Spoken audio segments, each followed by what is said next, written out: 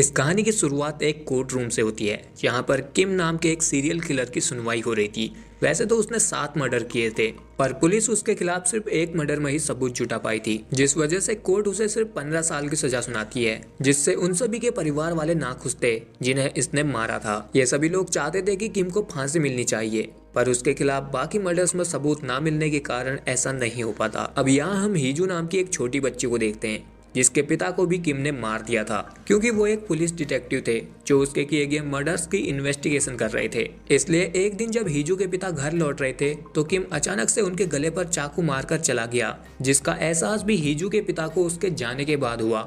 तो तब उसके पिता ऐसे ही जख्मी हालत में अपने घर पहुंचते हैं जहाँ की हीजू सो रही थी, जिसे देखते हुए वो मर जाते हैं। और फिर अगले दिन जब उनसे मिलने यहाँ उनका पार्टनर यांग आता है तो इधर हीजू अपने पिता का बर्थडे सेलिब्रेट कर रही थी, क्योंकि उसे पता नहीं था कि उसके पिता मर चुके हैं, जो देखकर यहाँ यांग पूरी तरह से हैरान हो जाता है। अब यहाँ प्रेजेंट में हीजू अपने पिता को याद करते हुए अपने घर के बाहर दुखी होकर बैठी होती है, क्योंकि अब उसका ख्याल रखने के लिए उसका कोई नहीं है। उसके पिता और उसकी माँ का बहुत पहले ही तलाक हो चुका था और वो अब एक दूसरे आदमी के साथ रहा करती थी, जिस वजह से हीजू अब अकेली पड़ चुकी थी। तो तब यहाँ उसके पास उसके पिता का दोस्त यांग आता है, जो कि उसके पिता के साथ काम करता था और वो उनका बहुत अच्छा दोस्त था।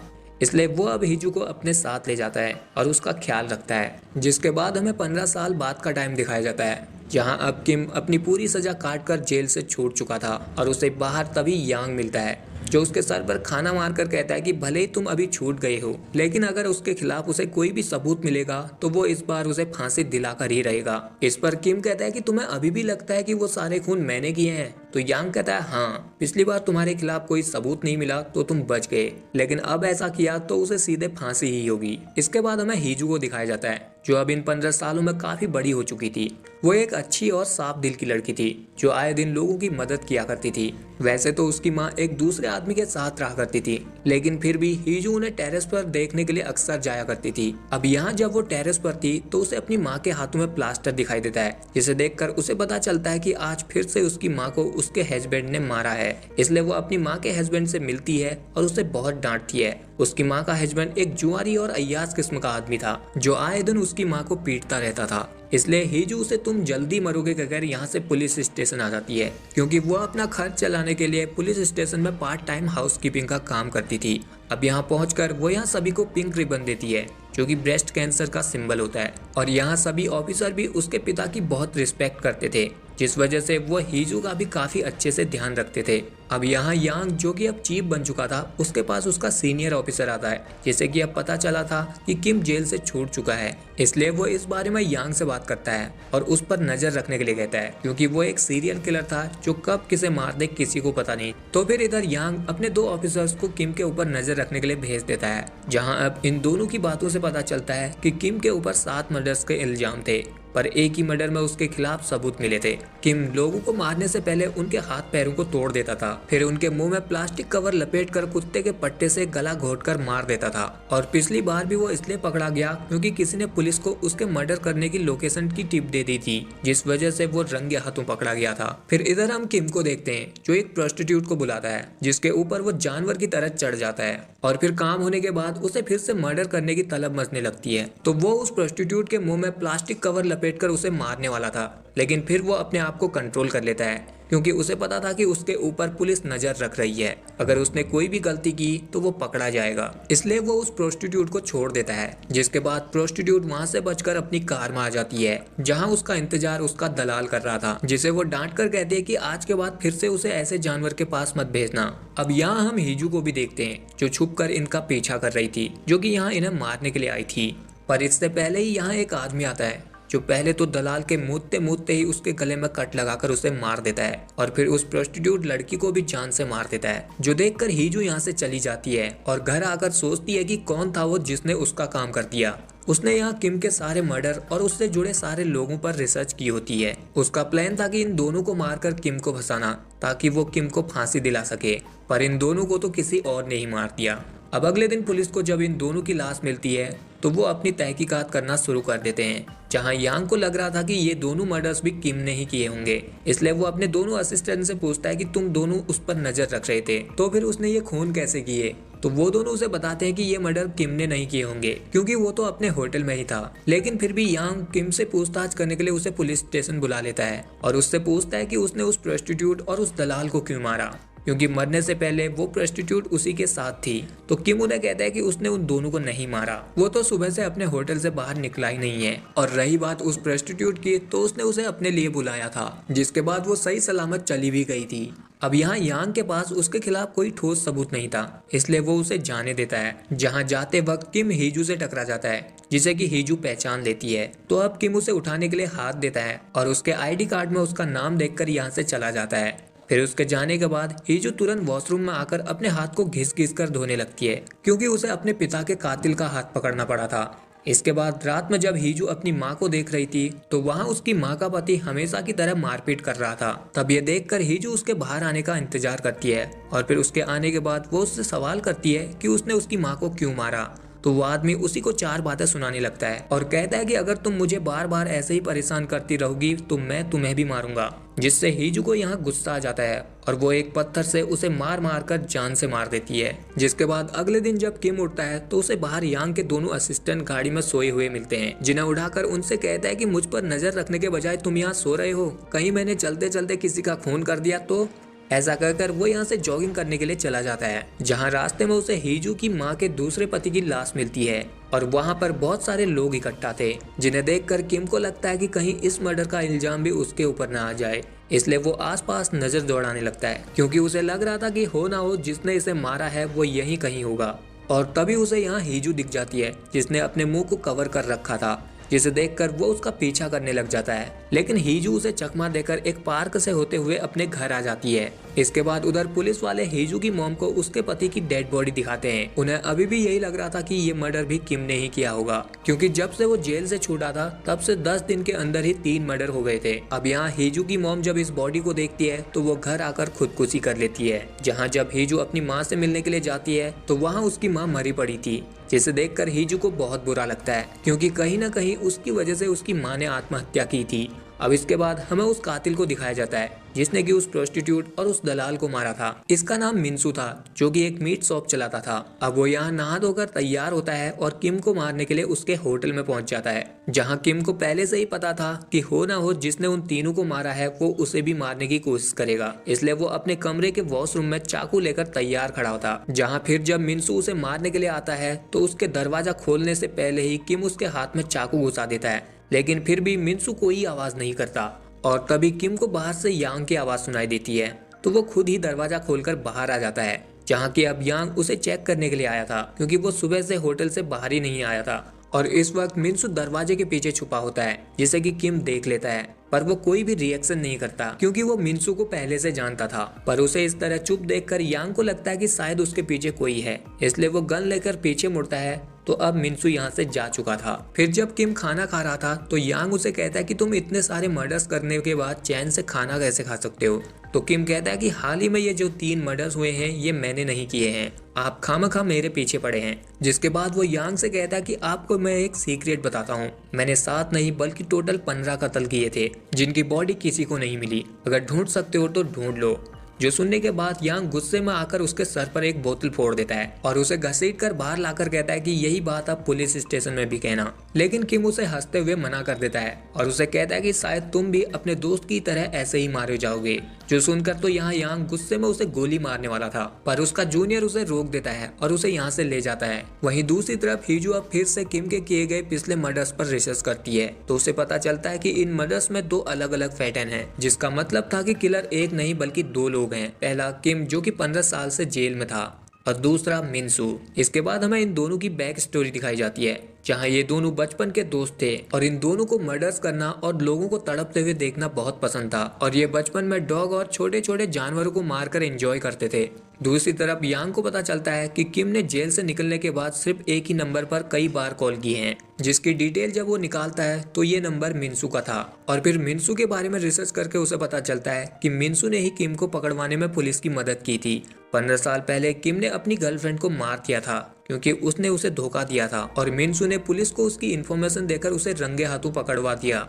लेकिन अब इधर किम खुद भी मिनसू को ढूंढ रहा था। अब यहाँ इन्हें ये भी पता चलता है कि मिनसू और किम दोनों बचपन में ही एक ही अनाथ आश्रम में थे, जिससे इन्हें समझ में आता कि हो न हो इन दोनों के बीच कोई न कोई कनेक्शन है। इसलिए ये लोग किम पर नजर रखते हैं ताकि जब वो मिनसू से मिले तो ये उन्हें एक साथ पकड़ ले। वहीं दूसरी तरफ उधर हीजू अब एक डॉग शॉप से एक कुत्ते का पट्टा लेती है और वो बहुत सारी टूटी हुई कांच की बोतलों को इकट्ठा कर रही थी। और इधर किम भी मिनसू की मीट शॉप को ढूंढकर उससे मिलता है और उससे पूछता है कि मेरा ही दोस्त होने के बाद तूने मुझे ही पुलिस से पकड़वाया, तेरी वजह से मैंने 15 साल जेल की हवा खाई। वो उसे ऐसा करने का कारण पूछता है तो यहाँ पता चलता है कि मिनसू की गर्लफ्रेंड किम ने जबरदस्ती अपनी बंदी बना ली थी और फिर उसे जान से मार दिया था, जिसका बदला लेने के लिए मिनसू ने उसे पुलिस से पकड़वा लिया। अब ये सारी बातें जानने के बाद किम मिनसू को धमकाकर कहता है कि आज के बाद तुम हर रोज मौत के लिए तरसोगे। ऐसा कहकर वो यहाँ से चला जाता है। जिसके बाद रात में जब मिनसू अपने घर पहुँचता है तो वहाँ उसके घर में बहुत सारी टूटी हुई कांच की बोतलें थी जिनमें पाँव लगने से उसका पाँव भी कट जाता है।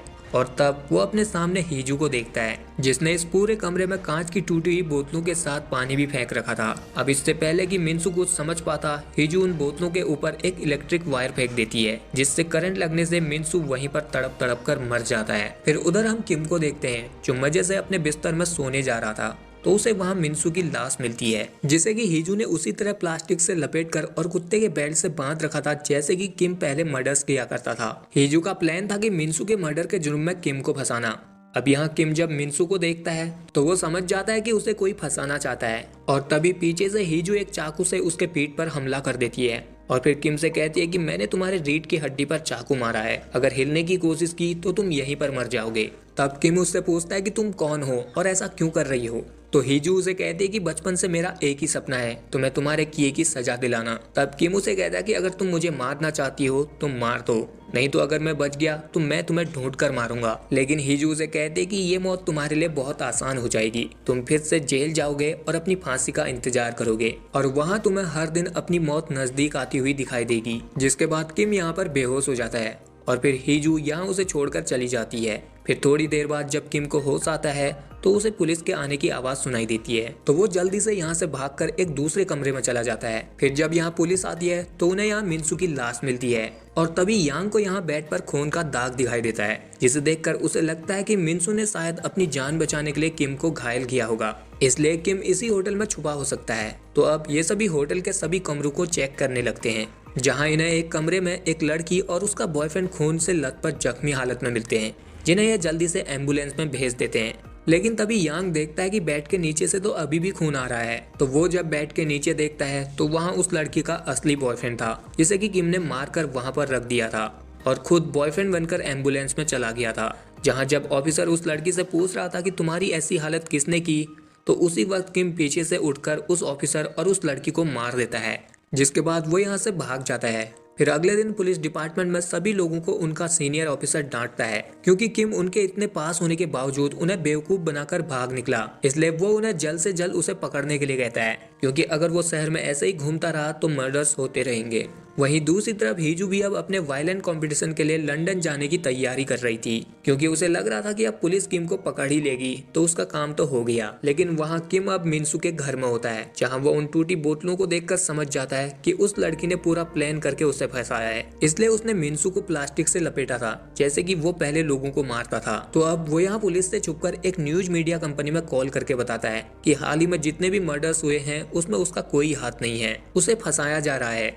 जिसके बाद अगले दिन हीजू जब एयरपोर्ट पर थी तो उसे न्यूज से पता चलता है कि किम अभी तक पुलिस से पकड़ा नहीं गया है, जो जानकर अब हीजू वापस अपने घर आ जाती है। और यहाँ अब सीनियर ऑफिसर यांग और उसकी पूरी टीम को डांटता है क्योंकि उन्हें मिनसू की बॉडी में किम के कोई भी फिंगरप्रिंट या निशान नहीं मिले थे और किम के खिलाफ उनके पास कोई ठोस सबूत भी नहीं था कि पिछले सारे मर्डर्स भी उसी ने किए थे। दूसरी तरफ उधर किम भी हीजू का पता लगाने के लिए अपने सारे पिछले मर्डर्स को याद करता है। उसे लगता है कि वो लड़की वही हो सकती है जिन लोगों को उसने पिछले 15 सालों में मारा था, वो उनकी बेटी या फिर कोई रिश्तेदार हो सकती है। तो अब वो एक साइबर कैफे जाता है जहां वो हाल ही में हुए मर्डर्स के पैटर्न को चेक करता है। तो उसे हीजू की मॉम के दूसरे पति की मौत के बारे में पता चलता है जिसे कि हीजू ने पत्थर से मार दिया था। तो अब किम को पता चलता है कि हीजू की मॉम का पति वही डिटेक्टिव था जिसे 15 साल पहले उसने मार दिया था और हीजू उसी की बेटी है। जो उसे मारना चाहती है। अब यहाँ इस साइबर कैफे का इंचार्ज जब किम को देखता है तो उसे पता चलता है कि ये तो वही आदमी है जिसे कि पुलिस ढूंढ रही है, इसलिए वो तुरंत पुलिस को कॉल करके यहाँ पर बुला लेता है। तब यहाँ यांग अपनी पूरी टीम के साथ आता है और सभी को कोऑपरेट करने के लिए कहता है ताकि वो किम को ढूंढ सके। लेकिन तभी किम यहाँ से भागने की कोशिश करता है और वो एक पुलिस ऑफिसर को जख्मी करके यांग की ही गाड़ी को लेकर यहाँ से भाग जाता है, जो देखकर यांग किम को पकड़ने के लिए पूरे पुलिस डिपार्टमेंट को इन्फॉर्म कर देता है कि किम उसकी गाड़ी लेकर भाग चुका है, तो सभी लोग उसकी गाड़ी जहां दिखे उसे वहीं पर पकड़ ले। लेकिन यहाँ किम किसी की नजर में नहीं आता। ये लोग सीसीटीवी से भी उसे ढूंढने की कोशिश करते हैं पर वो कहीं पर भी नहीं दिखाई देता, क्योंकि किम यांग की कार लेकर सीधे पुलिस स्टेशन आ गया था जहां पर हीजू भी थी। उसे पता चल गया था कि किम यहाँ पर आ गया है, लेकिन फिर भी वो कुछ नहीं करती और अपने घर चली जाती है। फिर इधर किम पुलिस स्टेशन में जाकर खुद को पुलिस ऑफिसर बताता है और दूसरे ऑफिसर से पूछता है कि 15 साल पहले जिस डिटेक्टिव की मौत हुई थी उसकी फैमिली में कौन कौन थे। तो वो ऑफिसर बताता है कि उनकी सिर्फ एक ही बेटी थी जो कि यहीं पर काम करती है, उसका नाम हीजू है। जो सुनकर किम को याद आता है कि ये वही लड़की है जिससे कि वो पिछली बार टकराया था, इसलिए वो अब ऑफिसर से उसका एड्रेस पूछता है, जिससे यहाँ ऑफिसर को उस पर शक होने लगता है, क्योंकि यहाँ जितने भी ऑफिसर थे वो सभी हीजू के घर का पता जानते थे। तो तब किम पहले तो उस ऑफिसर को मारने की सोचता है, लेकिन फिर वो उसे कहता है कि वो यहाँ दूसरे पुलिस स्टेशन से ट्रांसफर होकर आया है। तो तब वो ऑफिसर उसे हीजू के घर का पता दे देता है। वहीं दूसरी तरफ हीजू फिर से पेट शॉप से एक कुत्ते का पट्टा लेती है और अपने घर चली जाती है, जहाँ वो एक स्कार्फ पहनकर किम के आने का इंतजार करने लगती है। उसे पता था कि किम अब उसके पास जरूर आएगा। और उधर पुलिस को भी पता चलता है कि किम पुलिस स्टेशन आया था और उसने यहाँ से हीजू के घर का एड्रेस पता किया था, इसलिए अब यांग अपनी पूरी टीम के साथ हीजू के घर की तरफ जाने लगता है। और वहाँ किम भी अब हीजू के घर के बाहर पहुंच चुका था, जहाँ पर अब हीजू चुपके से उस पर चाकू से हमला कर देती है। तो तभी किम भी उसके हाथों में चाकू घुसा देता है और उसे कहता है कि मौका मिलने पर तुमने मुझे उसी दिन मार देना चाहिए था, लेकिन अब तुम मेरे हाथों मरोगी। तब हीजू उसे कहती है कि तुमने मेरे पिता को मारा है तो तुम्हें इसकी सजा तो मिलेगी ही। ऐसा कहकर वो यहाँ से पार्क की तरफ भागने लगती है और यांग को भी कॉल करके अपनी लोकेशन बता देती है। और यहाँ किम अभी भी उसका पीछा कर रहा था। फिर जब वो उस पार्क में पहुंचता है तो वहाँ हीजू झूले में खड़े होकर झूल रही थी। तो तब किम उससे पूछता है कि क्या तुमने अपनी ही माँ के दूसरे पति को मारा है। तब हीजू कहते कि हम दोनों एक ही जैसे हैं, तुमने भी लोगों को मारा है और मैंने भी, जिसकी वजह तुम हो, और तुम्हारी वजह से मुझे भी कातिल बनना पड़ा, पर अब हम दोनों को सजा मिलने का टाइम आ गया है। जो सारी बातें सुनकर किम को कुछ समझ नहीं आता और वो हीजू को नीचे उतरने के लिए कहता है, लेकिन तभी हीजू अपने गले से उस स्कार्फ को उसकी तरफ फेंकती है और उसे कहती है कि इसे अंकल यांग को दे देना। और तब हमें पता चलता है कि हीजू ने उस कुत्ते के पट्टे को अपने ही गले पर लगाया है, जिसकी चेन को उसने झूले से बांध रखी थी, जिसे वो अब उस पट्टे से कनेक्ट करके झूलते हुए अपनी जान दे देती है। और तभी इसी वक्त यहाँ पर यांग भी पहुंच जाता है और अब उसके सामने कातिल भी था और सबूत भी। हीजू ने अपने आप को मारकर ही किम को फंसा दिया था, जो देखकर किम तो कुछ बोल ही नहीं पाता, जिसके बाद कोर्ट भी उसे फांसी की सजा दे देती है। फिर आखिर में मिस्टर यांग जब हीजू के घर जाता है तो वहाँ उसे पता चलता है कि हीजू ने किम को फांसी दिलाने के लिए 15 सालों तक रिसर्च की थी। उसका पहले से ही प्लान था कि किम के साथियों को मारकर उसे फंसाना, पर इसमें वो फेल हो गई तो उसने अपने आप को मारकर किम को फंसा दिया, क्योंकि हीजू उससे बदला लेने के चक्कर में खुद भी कातिल बन गई थी। और यहीं पर यह कहानी एंड हो जाती है। सो गाइस, आई होप कि आपको ये वीडियो पसंद आया होगा। अगर आया तो इस वीडियो को लाइक शेयर के साथ चैनल को कर लीजिए सब्सक्राइब।